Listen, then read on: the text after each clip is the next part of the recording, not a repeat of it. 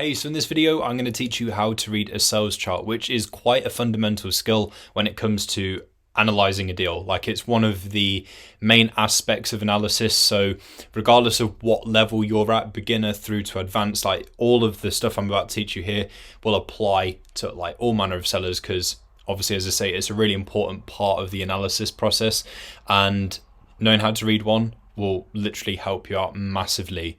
So this is the mini charts in the BuyBotPro extension. If I tap enlarge charts, we get a bigger version of it, and that's what I'm going to use to teach you about this today. Now, why are sales charts important? A, because it will show you a full and colourful history of the item's past, which will help you see how it got to where it is now, and you can also use that information to help you predict the future of the item. Obviously, no one has a crystal ball, so no one can tell you 100% what the item's going to do, but we can take a very, very, very good educated guess by what's gone on in the past to predict the future, and you stand a really high chance of that same stuff happening again in the future. Or if you can spot a trend or something like that, you can hop on that and really take advantage of what's going on at that later point in time. So there's all manner of things that you can do with these kinds of charts. So obviously, to you right now, that might look like a load of lines and symbols, and you're like, what is going on? So let me just break this down for you, right? So if I turn off a bunch of these things here, which you can do just to help tidy up bits, and you can just sort of like add it in as and where you need it. Let me just turn off everything apart from BSR. Let's start here. So BSR, bestseller rank, is obviously the number that an item is given in Amazon. Every single category has got its own BSR range. So as you may already know, the item at number 1 in that range is the best, it's the most popular. The item at, say, number 100,000 is the worst, it is not performing very well at all. So obviously you want to be as close to 1 as possible, but obviously even if you had something that was, say, at like 2,500, it's entirely possible that that is still a really, really good product. And in my experience, I would say that in most cases, if you saw something there, it's probably a really, really good product still. Obviously, everything has to be numbered 1, 2, 3, 4, 5, 6, 7. If a bunch of things technically are at that top spot at number 1, they still have to be assigned a number, so they can't all be joint 1. They have to still be 1, 2, 3, 4, 5, which is why I say that something at 2,500 isn't necessarily like a bad product. If you look at how far that is away from 100,000 compared to how far away it is from 1, there's a massive difference there. So hopefully that helps you understand a bit more about BSR. If you're still struggling, picture it like this. Think back to retro video games, okay? Like Space Invaders in the corner of an American diner, okay? Like something as stereotypical as that. Before you actually play the game, there's usually a leaderboard, or maybe it pops up at the end. Now, it will have a list of players. Maybe there's like 10 players. The player at number 1 is obviously the one that has done the best. They've got the highest score. The player at number 10, they are at the bottom of that list. They've got the worst score of that top 10 on that leaderboard. So think of it the same as BSR. So where is the product on that leaderboard? Okay. Now, what you want from this line is for it to be as close to the bottom of the chart as possible, because that means a lower number, therefore better BSR. And you want as much movement on this line as possible. And that's how we can judge the estimated sales of a product. Where you see movement, that suggests sales, okay? Where there's fluctuation, that suggests sales. So you want as much movement on the line as possible, okay? So there is a fairly consistent amount of movement on this line, and I mean literally any little bit of movement. So if I click, drag and zoom in right here, even little things like this, where if we reset that, it's not very noticeable, but if we do this and zoom in, there has been change points in a few different places in such a small space of time. Even the teensy little squiggles that are like right next to each other, like very squashed and compacted in, like that still means sales. And when you have lots of that all together, that suggests a high volume of sales because of the constantly changing BSR. So you want a lot of movement on here, basically, and you want it to be as close to the bottom as possible. What you don't want is for this line to have not very much movement and to be like a long curve that doesn't really have anything to it, and it just gets higher and higher and higher in BSR. Not much movement, BSR getting worse. It's probably not going to be a very good item. So you want it to look something like this, and if anything, you want it to be lower. You want it to have a lot more movement on it, basically. That's ideally what you're looking for. So this is, I would say, an average like selling product, so it's okay. Now let's flick on some more elements. So let's now look at pricing history and so forth. So if we flick on the buy box price, obviously we can see how the buy box price has fluctuated over the time, which will help us gauge an average of where the buy box typically sits. If it does fluctuate, how long does it stay at that point for? So in this case, when it shot to 1539, does it stay there very much? It dips a little bit, and it remained there for a bit longer. It dips again, ends up back there. So like in recent times, it's spent a bit more time sitting at this £15 mark than it has anywhere else, and when it has shot down to a lower price, it's not stayed there for very long. So if that was to happen again, we can be rest assured that it will likely shoot back up in no time at all and hopefully stay there for a time. If you see the buy box constantly changing price, that suggests it's very erratic, so it's a bit unstable. So you can't bet your money on the fact that it will definitely sell at the higher price if it fluctuates a lot, because it will likely move down quite a bit as well. So you want somewhat stability on this line, and if anything, you would preferably have it move up in price over time. But obviously, if you see something where it is consistent and steady-ish, and where even if it does move down, it's not there for very long, that's quite reassuring in this case.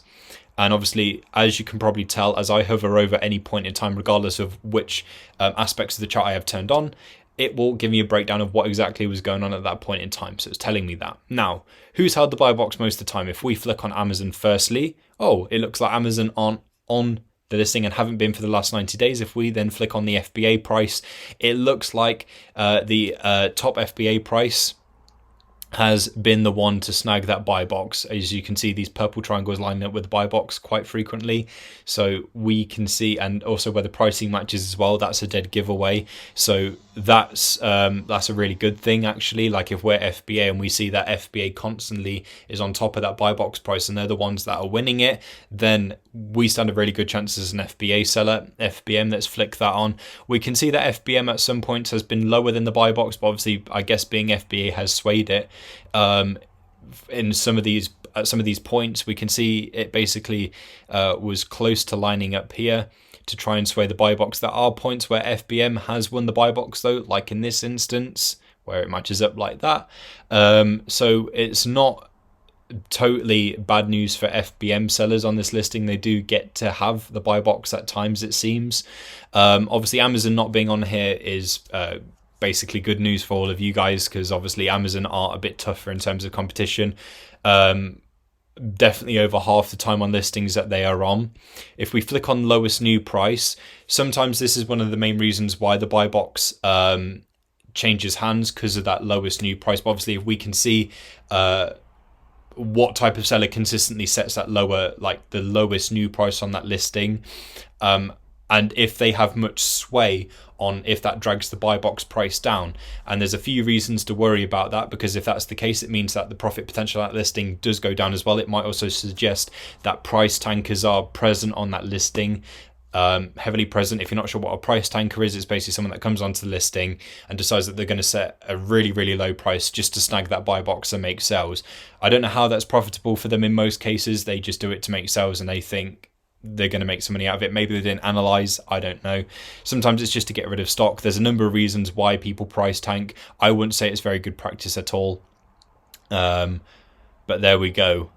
So lowest new price, and now if you flick on sell price and break even, now these two lines are actually determined by your sell price and break even worked out by BuyBotPro. So it will display those things here, which is really important in both cases, because with the break even line, if you see that the buy box goes near, matches or below your break even consistently, I'd say even if it does it once in the space of however long, like 90 days is probably a good pointer for that, maybe even 180.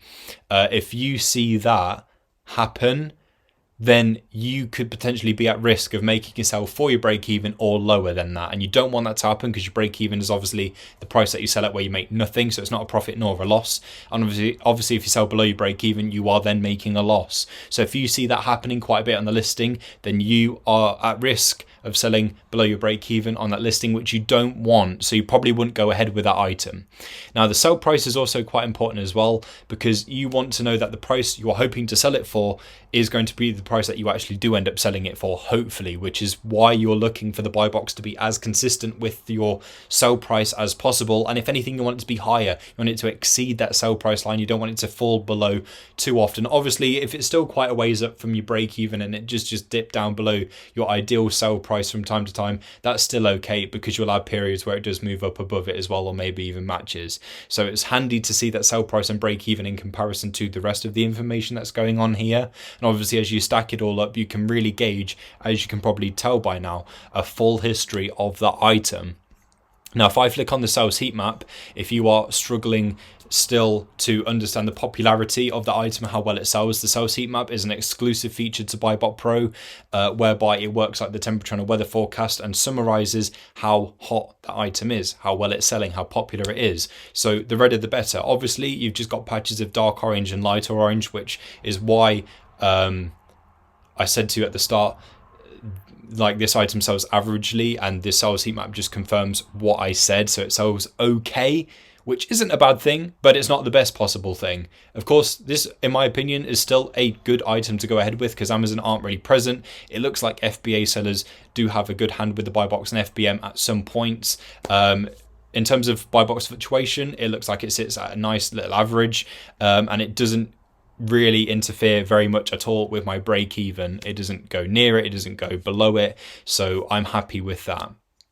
Obviously, you can view what's going on over different time periods. So if I go to 365 days over the course of the past year, this is where you can spot trends and fluctuations. Now, for this game, I can tell you why it had this little increase in interest right here, and why it shot up BSR wise, as you can see there, and why all of a sudden everything kind of went nuts in this period. I can tell you why that's happened.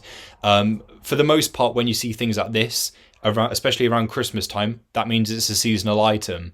Lots of things do really well around Christmas and do okay for the remainder of the year, or maybe not so hot.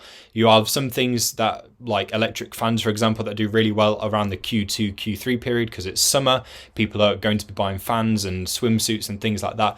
So use your own judgment on that and your own sort of like common knowledge of the item as well. And also you can use this to see trends and so forth. So for example, last year in April, at the time of recording this, last year in April, the Fallout TV show came out. Now, I know just from common knowledge that Fallout is a very popular game in the gaming world, and the amount of hype that it was given, and obviously Amazon went all out with advertising it and so forth. It was a very, very good series, I will tell you that. And I think a lot of people agreed, a lot of people got on board with it, and of course things like that encourage people to play these games again. So it's selling okay, but then when that series was out, it had a spike in interest. So that's why you've got this redder period right here. Obviously over time, of course, that dies out, as there's not really been much more of that show. I imagine when season 2 comes out, then it will have that spike of interest again. But it's still doing okay. You'll have that with things like new movies and so forth. So for example, like if there's a new Marvel movie, like say it's like Deadpool 4, for example, you'll find that there's a bit of an interest in the previous movies as well, because people want to catch up, people want to build that collection, because there's now a few movies and so forth. People will be like, what's this all about? So it generates an interest when these things resurface or new things come out and so forth. So if there's anything related to that, there will be a surge of interest. Like say for example, if I don't know, Celine Dion comes out with a brand new album, and that will generate interest in her previous works as well, not just music wise, but books and all manner of merchandise as well. So you can use this to help you judge these sorts of things. So it's really, really useful for a number of reasons. Hopefully this has helped your understanding of sales charts.